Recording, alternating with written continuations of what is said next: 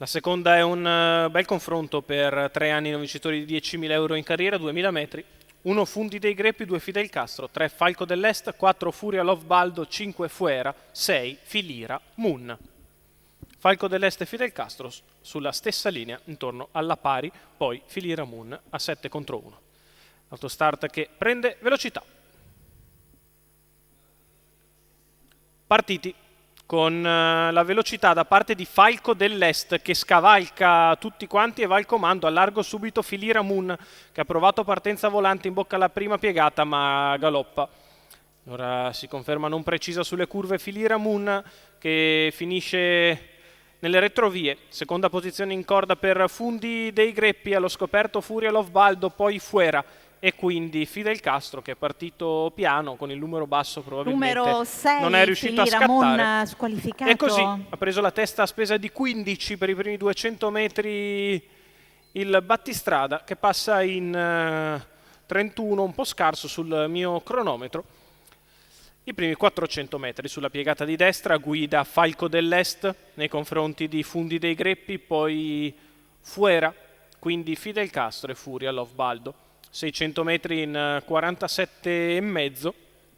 Ora si allinea anche il mio cronometro a quello ufficiale con Falco dell'Est che guida su Fundi dei Greppi, quindi Fuera, poi Fidel Castro, Furia Love Baldo. Primo giro che se ne va in 1, 3 e 4 sul piede dell'1, 19 e 2.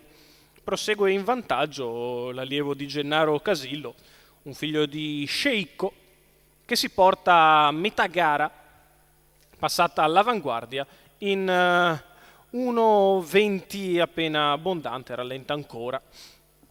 E ora il passaggio davanti alle tribune, Falco dell'Est guida nei confronti di Fundi dei Greppi, muove all'esterno Fidel Castro, rimane terza in corda Fuera che precede Furia Love Baldo. 1.35 per i primi 1200 metri di corsa, con sempre all'avanguardia Falco dell'Est che inizia ad accelerare in progressione per ovviamente impedire una facile risalita a Fidel Castro.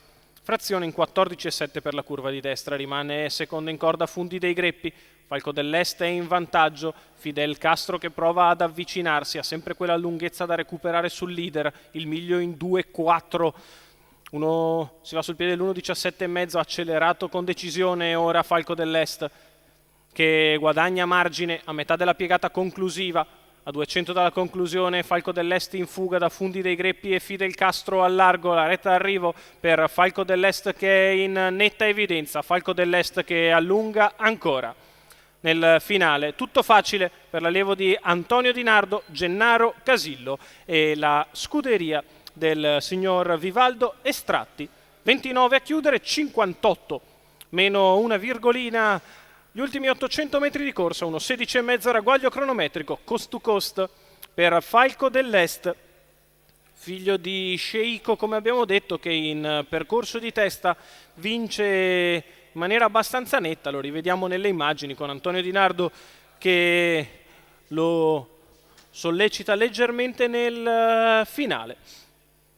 Si deconcentra un po' gli ultimi 20-30 metri, vedete, ritardo un po' col posteriore, comunque tutto sotto controllo. Facilissima la vittoria di Falco dell'Est, Antonio Di Nardo, Gennaro Casillo, Vivaldo Estratti.